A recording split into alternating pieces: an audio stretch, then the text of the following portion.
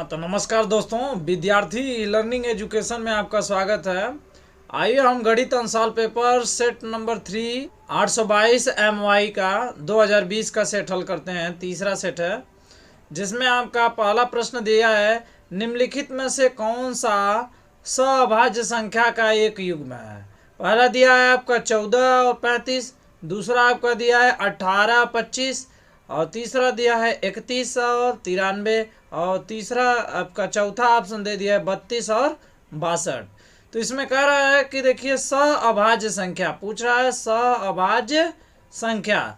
सअभाज्य संख्या देखिए यह हमारा दोनों हमारी भाज्य संख्याएं हैं, तो यह हमारा ऑप्शन गलत हो जाएगा। यह भी दोनों हमारे भाज्य हैं, यानी दोनों ऐसी संख्या से जिससे यह कटना चाहिए वह भी कटना चाहिए, तो यह आपका हो जाएगा सअभाज्य। यह भी आपका गलत। फिर कह रहा है ख नंबर पे, तो ख नंबर देखिए यहाँ पर ख नंबर में कह रहा है एक बिंदु, कह रहा है कि 7 और -6, और कह रहा है 3 और 4 को मिलाने वाली रेखाखंड को 1 और 2 के अनुपात में अंत विभाजित करती है, तो वो बिंदु कह रहा है किस चतुर्थांश में होगा। तो चलिए हम देखते हैं। एक बिंदु यह हमारा दे दिया है, यह बिंदु कह रहा है कि 7 और -6 है, और दूसरा बिंदु हमारा यहाँ पर कुछ दूर पर दिया है, यह बिंदु दे दिया है 3 और 4। कह रहा है इन दोनों के बिंदु मध्य में कोई तीसरा बिंदु है, उस बिंदु को हमें नहीं पता है, उस बिंदु को हम मान लेते हैं x और y। अब इधर यह हमारा अनुपात इधर वाला दे दिया है 1 अनुपात है, और इधर वाला अनुपात हमारा दे दिया है 2 अनुपात में है।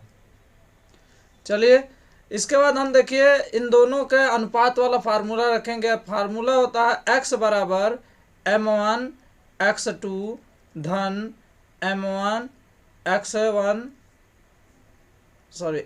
m2 x1 बटे आपका होता है m1 प्लस m2। तो हम इस फार्मूले पर रख देंगे।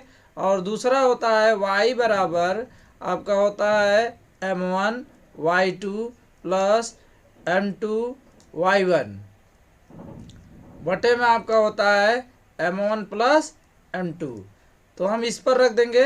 यह देखिए हमारा यह x1 हो जाएगा, यह y1 हो जाएगा, यह हमारा हो जाएगा x2, यह हो जाएगा y2, यह अनुपात m1 हो जाएगा, और यह अनुपात m2। तो हम इसी पर रखते हैं। तो चलिए रखते हैं। तो देखिए m1 हमारा हो गया है 1, और x2 हमारा दे दिया है 3, तो 3 रख देंगे, प्लस m2 हमारा दिया है 2, तो 2 रख देंगे, और x1 हमारा दे दिया है 7, तो 7 रख दिया जाएगा, और बटे में हो जाएगा आपका m1 का 1 है, m2 का 2, और आपका हो जाएगा y बराबर यहाँ पर देखिए दे दिया है m1 आपका कह रहा है 1 है, तो 1 हो जाएगा। x2 आपका दे दिया है, x2 आपका है 4 दिया है, तो 4 लिख लेंगे, प्लस m2 आपका 2 दिया है, तो 2 हो जाएगा। y1 आपका देखिए -6 दिया है, तो -6 हो जाएगा, और बटे में आपका हो जाएगा m1 1 और m2 2।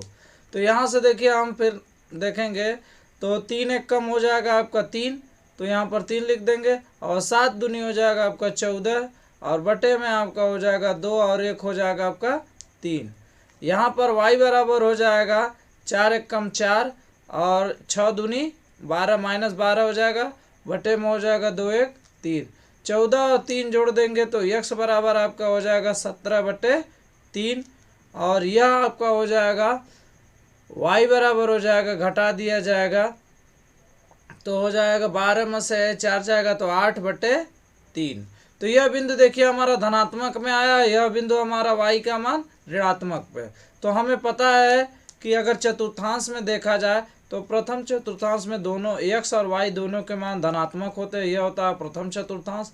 द्वितीय चतुर्थांश में यदि देखा जाए तो आपका x वाला आपका ऋणात्मक होता है, y वाला धनात्मक होता है। अगर तृतीय चतुर्थांश में देखा जाए, तृतीय चतुर्थांश में तो x का मान ऋणात्मक और y का मान दोनों का मान ऋणात्मक होता है। और चतुर्थ में अगर देखा जाए तो आपका x जो मान है वह धनात्मक में होता है, x मान धनात्मक में होता है, y का मान ऋणात्मक में होता है। तो इस हिसाब से देखिए यह हमारा x का मान धनात्मक है, y का मान ऋणात्मक, यानी धनात्मक और ऋणात्मक जो आपका हो जाए चतुर्थ चतुर्थांश में होगा, तो आपका ऑप्शन हो जाएगा चौथा। उसके बाद प्रश्न नंबर ग में देखिए दिया है आपका 5 सेंटीमीटर त्रिज्या का एक वृत्त पर उसके केंद्र से 13 सेंटीमीटर की दूरी पर स्थिर एक बिंदु खींची गई और स्पर्श रेखा की लंबाई पूछ रहा है। यानी यहाँ पर एक आपका वृत्त की त्रिज्या दे दिया है 5 सेंटीमीटर का, और इसकी केंद्र से कह रहा है कि 13 सेंटीमीटर की दूरी, यानी यह दूरी आपको दे दिया है 13 सेंटीमीटर पर। पूछ रहा है इसकी स्पर्श रेखा की लंबाई, तो यह मान लेते हैं ए है, यह मान लेते हैं बी है, यह हमारा दे दिया है सी। तो इसमें हम पाइथागोरस प्रमेय से लगा सकते हैं, तो हो जाएगा बी सी का वर्ग बराबर हो जाएगा, यानी बी सी आपका आधार हो जाएगा, आधार वर्ग बराबर होता है कर्ण का वर्ग यानी ए बी का वर्ग माइनस लंब का वर्ग यानी ए सी का वर्ग। इधर से वर्ग घटाएंगे तो हो जाएगा बी सी बराबर आपका हो जाएगा कड़ी में ए बी हमारा दे दिया देखिए 5, तो ए बी दे दिया 13, ए बी दिया तो 13, तो 13 का वर्ग और माइनस ए सी आपका दे दिया 5 का वर्ग, तो 5 का वर्ग कर देंगे बराबर हो जाएगा आपका 13 13 में 169 और माइनस 5 पचे हो जाएगा 25, तो 169 में से 25 घटा देंगे तो 144, 144 का वर्गमूल निकाल दिया जाएगा तो आ जाएगा 12 सेंटीमीटर। तो यह आपका आंसर हो जाएगा।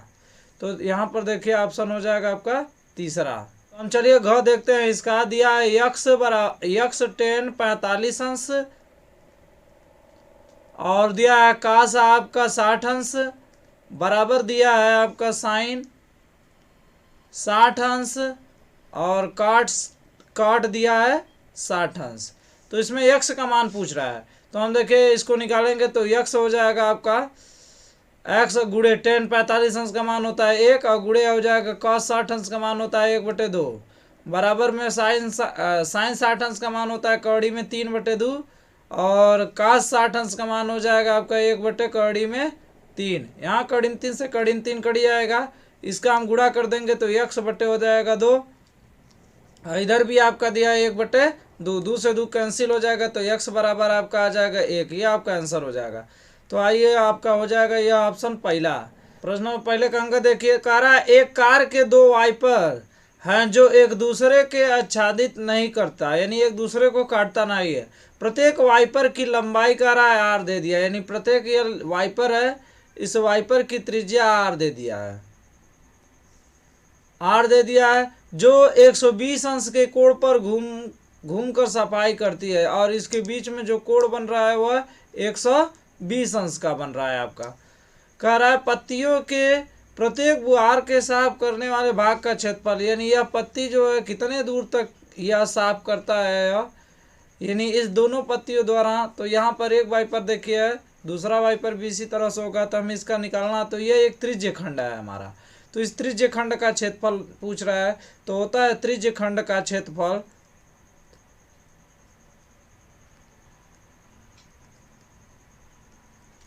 त्रिज्य खंड का आपका क्षेत्रफल का फार्मूला होता है पाई r स्क्वायर थीटा बटे 360 अंश। यहाँ पर 2 वाइपर है तो हम 2 का गुणा कर देंगे, 2 वाइपर है,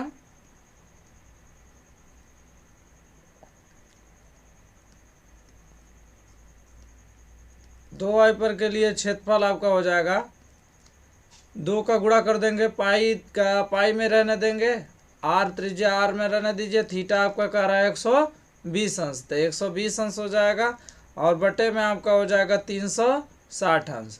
तो यहाँ देखिए 0 से 0 कैंसिल हो, 12 से 12 3 या 36, यानी हो जाएगा आपका आंसर 2/3 पाई आर स्क्वायर, इतना ऑप्शन हो जाएगा। तो यह हो जाएगा 2/3 पाई आर स्क्वायर, यानी चौथा ऑप्शन हो जाएगा। तो नंबर कह रहा है एक सामान्य वर्ष में 53 रविवार होने की प्रायिकता कह रहा है। तो प्रायिकता देखिए इस साल हटा दिए गए, लेकिन फिर भी देख लीजिए, कह रहा है एक सामान्य वर्ष में, तो सामान्य जो वर्ष होता है,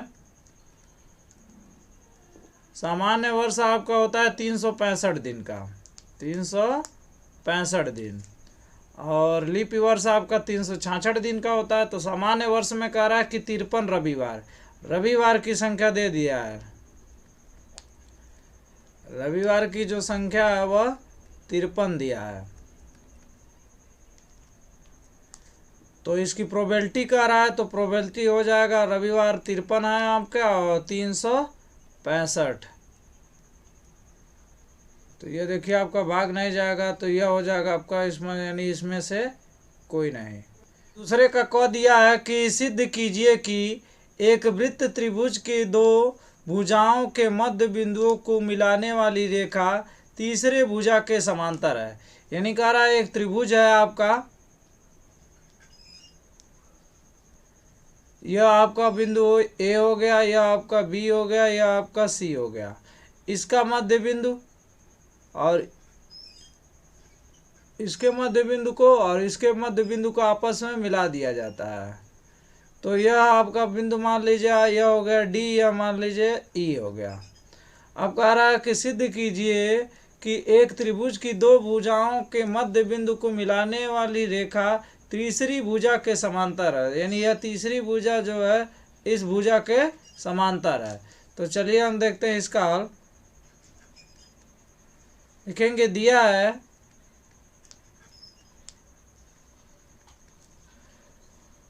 है आपका कि ए डी बटे ए बी बराबर हो जाएगा ए ई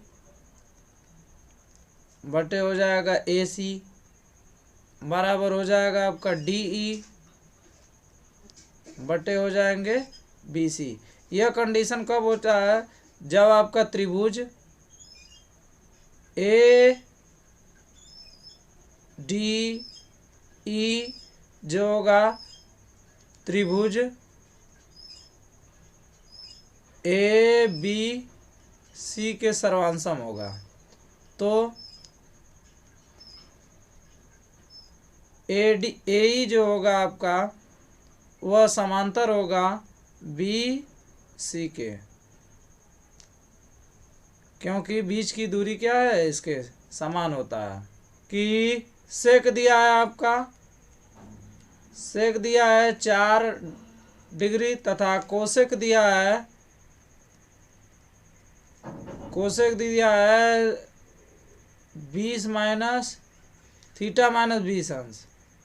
तो यहाँ कह रहा है कि 4 थीटा न्यून कोण है, तो थीटा का मान ज्ञात कीजिए। यहाँ थीटा का मान पूछ रहा है, तो हम देखिए यहाँ पर लगा देंगे, इसको चेंज कर देते हैं। तो लिख सकते हैं इसको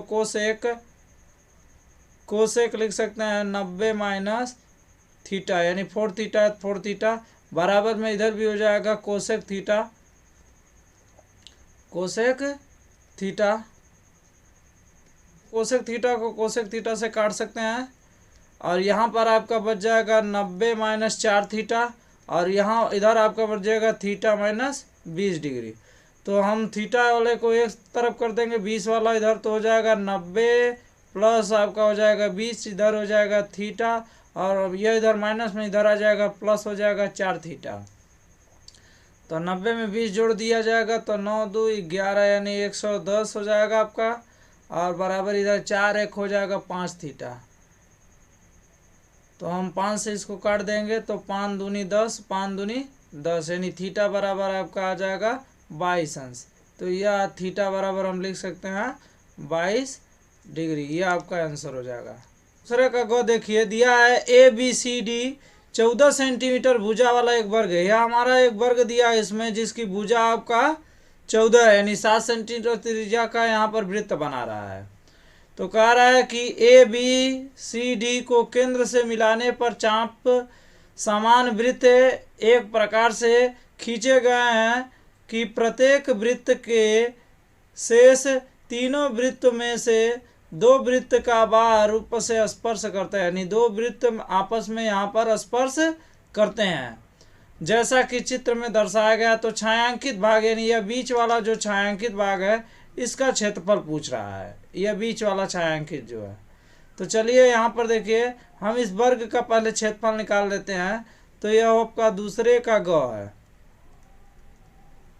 तो लिखेंगे वर्ग का क्षेत्रफल,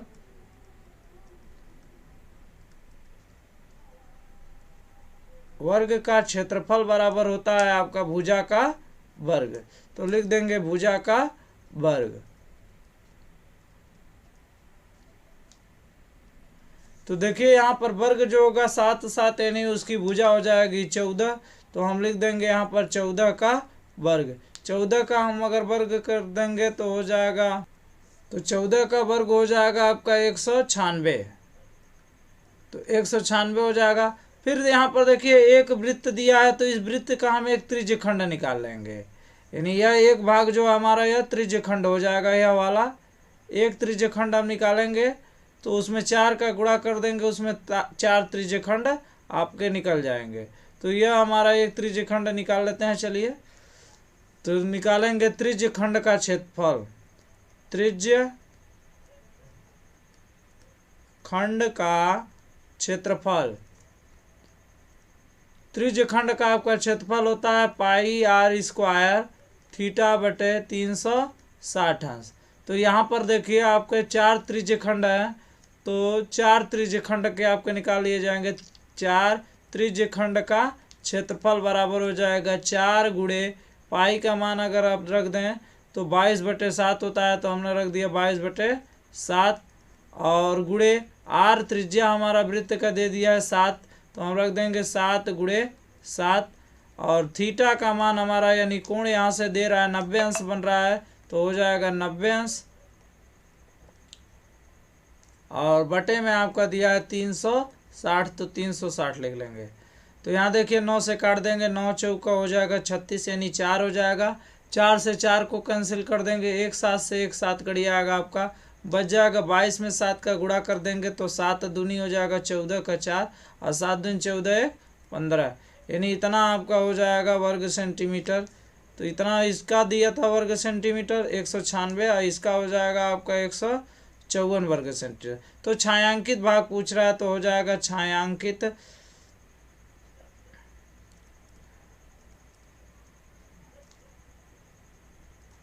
छायांकित भाग आपको निकल जाएगा 196 माइनस 154, घटा दिया जाएगा तो 6 में से 4 जाएगा आपका 2 बच जाएगा, और 9 में से 5 जाएगा तो 4, और यहाँ पर यानी 42 वर्ग सेंटीमीटर, यह आपका आंसर हो जाएगा। तो शर्त कह रहा है आपका एक नीले गेंद निकालने की प्रायिकता लाल गेंद निकालने की प्रायिकता के दुगुनी है। यानी नीले गेंद जो निकाला जा रहा है, तो नीला गेंद देखिए हमारा दिया है x + 5 बराबर लाल गेंद की प्रायिकता दिया है 5/x + 5। कह रहा है कि लाल गेंद की का दुगुनी है, तो यहाँ 2 का हम 5 में गुणा कर देंगे, तो इधर हो जाएगा x/x + 5 और बराबर का हो जाएगा 5 दूनी 10 बटे हो जाएगा आपका x + 5। आधार दोनों समान है, हम काट देंगे तो x बराबर हमारा आ जाएगा 10। x जो है हमारा वह नीला गेंद है, तो नीला गेंद आपकी संख्या निकल जाएगा 10, ये आपका आंसर हो जाएगा। चलिए प्रश्न नंबर 3 देखिए, कह रहा बिना लंबी विभाजन प्रक्रिया के दिखाइए कि परिमेय संख्या कह रहा है, यह दिया है 100 यानी तीसरे का क दिया है 129/2 पर दिया है 2 गुणे 5 पर दिया है आपका 7 और गुणे 7 पर दिया है 5। यह शांत है कि अशांत, तो हमें पता होना जिस भिन्न का हर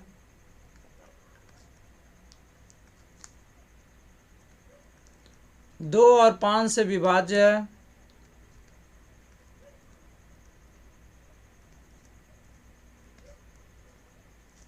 वह भिन्न शांत आवर्ती होता है।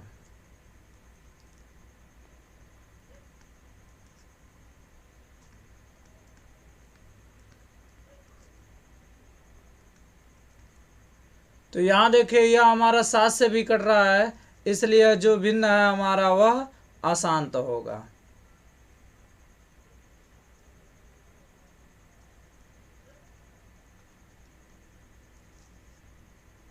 तीसरे का ख देखिए दिया है बहुपद, दिया है x पर स्क्वायर 7x + 5 के शून्यांक ज्ञात कीजिए, इसके शून्यांकों के गुणांकों के बीच सत्यता की जांच कीजिए।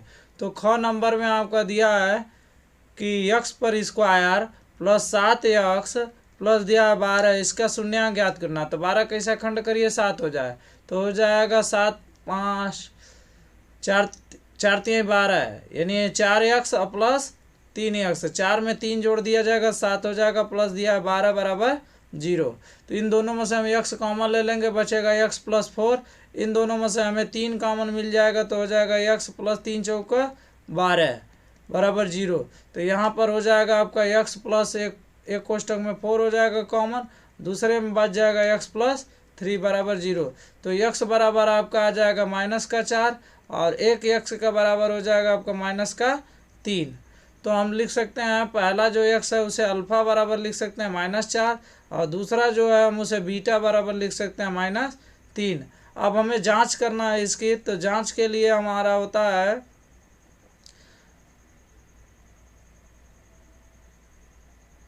सत्यापन करना है। तो सत्यापन के लिए देखिए, सत्यापन के लिए आपका पता है आपको कि होता है अल्फा प्लस बीटा बराबर होता है -b/a। तो यहाँ पर देखिए हमारा यह b दिया है 7 और a हमारा हो गया है 1। तो अल्फा का मान दिया है -4 और बीटा का दिया है आपका -3, और यहाँ पर आपका होता है b का मान दे दिया है 7 और बटे a का मान आपका दिया है 1।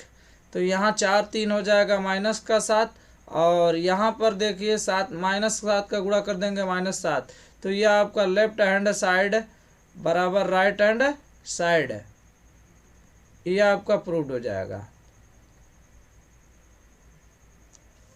चलिए तीसरे का ग देखिए, दिया है क्या बिंदु A बराबर दे दिया है आपका 3,2 और बिंदु B बराबर आपका दिया है -2 -3, और बिंदु C दे दिया है आपका 2 और 3। तो कह रहा है एक त्रिभुज बनाते हैं, यदि हाँ तो यह किस प्रकार का त्रिभुज बनाता है। तो चलिए हमें इसको देखते हैं कि यह त्रिभुज बनाता है तो कौन सा त्रिभुज होगा। तो चलिए हम सबसे पहले निकालते हैं इसमें A और B। ए बी बराबर आपका यानी ए और बी के बीच की दूरी निकालेंगे, तो यह आपका हो जाएगा x1, यह हो जाएगा y1, यह हो जाएगा आपका x2, यह हो जाएगा आपका y2। तो इन दोनों के बीच हम दूरी निकालेंगे तो होता है फार्मूला x2 माइनस x1 का होल स्क्वायर धन y2 माइनस y1 का होल स्क्वायर, ये आपका हो जाता है। तो यहाँ पर रख देंगे हम x2 बराबर देखिए आपका दिया -2 और x1 आपका दे दिया -3 +3 है, यहाँ सूत्र में माइनस होता है माइनस रख देंगे, प्लस आपका y1 दे दिया है -3 और y2 आपका दिया -3 और y1 आपका दे दिया -2 का वर्ग। अब इन दोनों को जोड़ देंगे तो हो जाएगा 3 और 2 हो जाएगा 5 का वर्ग हो जाएगा 25, माइनस माइनस प्लस हो जाएगा। यहाँ पर यह 3 2 5 5 5 25, यह भी हो जाएगा प्लस, तो जोड़ देंगे तो हो जाएगा कड़ी में 50। अब यह ए भी होगा। इसी तरह हम बी सी निकाल लेंगे, बी सी बराबर भी सेम फार्मूला हो जाएगा। तो बी सी में आपका देखिए यह आपका 1 हो जाएगा और यह आपका 1 हो जाएगा, यह आपका हो जाएगा 2 यानी x2 हो जाएगा, यह हो जाएगा y2। तो चलिए इसमें भी हम उसी फार्मूले पर रखेंगे। तो x2 देखिए इसमें आपका हो जाएगा 2 और x1 आपका हो जाएगा -2 का वर्ग हम कर देंगे, धन दिया है y2 आपका दे दिया है 3 और माइनस होता है फार्मूले में y3 आप y1 दे दिया है आपका 3, तो इसका भी वर्ग हम कर देंगे।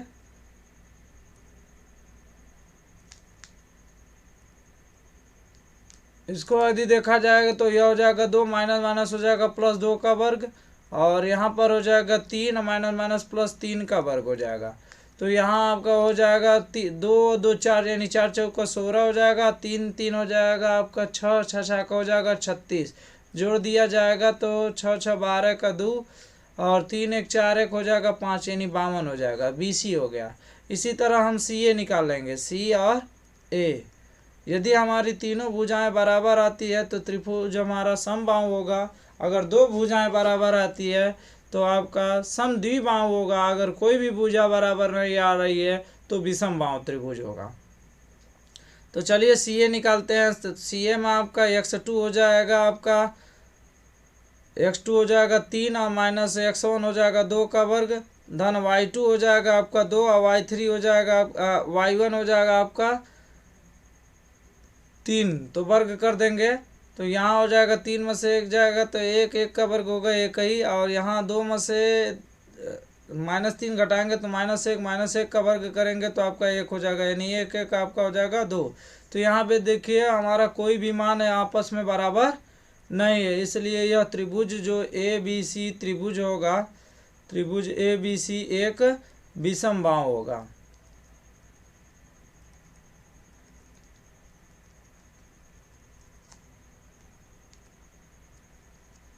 चलिए देखिए दिया 20 मीटर गहरा और 7 मीटर व्यास का। तो यह एक बेलन दिया है, यह एक कुआं दिया है जिसका व्यास आपका ऊंचाई आपका दे दिया है 20। तो यह आपको ऊंचाई हो गया, इसका ऊंचाई इसका दे दिया है 20 मीटर का रहा है, और इस कुएं का व्यास जो दे दिया है, इस कुएं का व्यास जो हमारा दिया है वह 7 मीटर दिया है। कुआं खोदा जाता है, खोदने से निकली गई मिट्टी के समान रूप से फैलाकर 22 मीटर, यहाँ पर देखिए 22 मीटर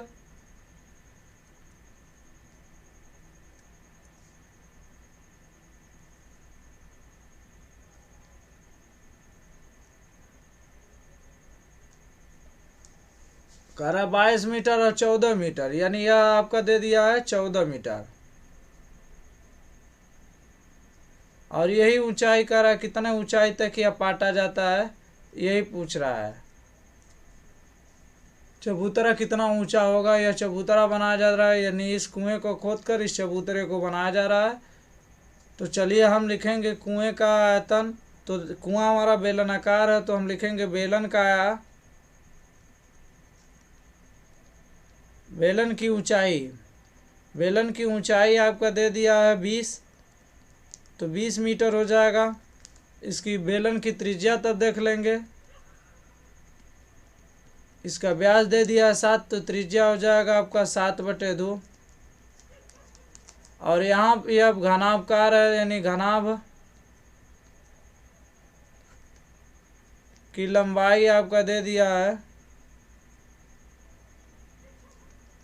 22 मीटर, और घनाभ की आपका चौड़ाई दे दिया है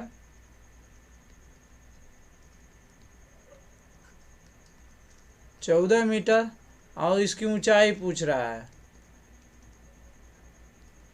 ऊंचाई हम मान लेंगे h मीटर है। तो देखिए जितना मिट्टी इसमें से निकाला जा रहा है उतना इस घन का आयतन है। तो लिखेंगे बेलन का आयतन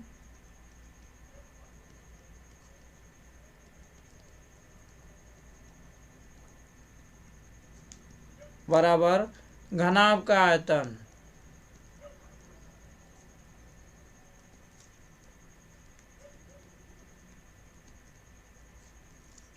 तो बेलन का आयतन का होता है आपका πr² × h, और घनाभ का होता है LBh। तो यहाँ देखिए हमारा इसमें पाई का मान हो जाएगा 22/7, और त्रिज्या इसका दे दिया है 7/2, तो हम लिख देंगे 7/2 गुणे 7/2, और ऊंचाई इसका दे दिया है 20 बराबर। यहाँ पर बेलन की घन का लंबाई दे दिया है आपका 22, और गुणे ऊंचाई चौड़ाई इसका दे दिया है 17, ऊंचाई h पूछ रहा है। तो हम देखिए 22 से 22 को कैंसिल कर देंगे, और 7 से इसको काट देंगे, 7 दूनी हो जाएगा 14, और 2 से हम 20 को काट देंगे तो हो जाएगा हमारा 10। तो इधर आपका देखिए h बराबर बच जाएगा 10 में 7 का गुणा करेंगे तो 7 हो जाएगा 70, और नीचे बच जाएगा 2 दूनी 4 7 28, और बराबर हो जाएगा आपका h, यानी h का मान आपका भाग दे देंगे 28 से 70 में तो आ जाएगा